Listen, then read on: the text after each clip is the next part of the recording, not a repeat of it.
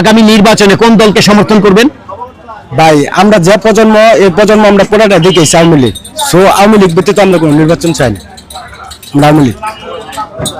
আচ্ছা, কারণ আমাদের যে প্রজন্মটা আছে এটা পুরা জেনারেশনটাই দেখছে হচ্ছে আওয়ামী লীগ। এখন হচ্ছে নতুন বাপ যারা আছে বা পুরাতন যারা আছে ওরা হয়তো এই দলটাকে সমর্থন করবে।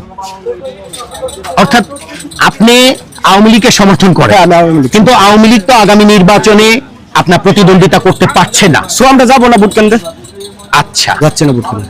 মানে ভোট কেন্দ্রে যাবেন না, কিন্তু আপনি অন্য দলকে ভোট দেওয়ার জন্য আর যাবেন না? না, যে যে যে জায়গায় হচ্ছে আওয়ামী লীগ নাই সেই জায়গায় আমি যাবো না। কিন্তু একটি ভোট আছে, সেটা হলো আপনি আগামী সংবিধান কোন দিকে যাবে সেই জন্য একটা আপনার গণভোট রয়েছে, হানা ভোট, সেটার জন্য কি আপনি যাবেন না? আসলে হানা ভোটটা কি সেটা আমি জানি না। যদি আপনি বুঝায় বলতেন, বিস্তারিত বুঝায় বলতেন হা কি, বা আমার মতো অনেকে আছে বা হানা ভোট বুঝে না।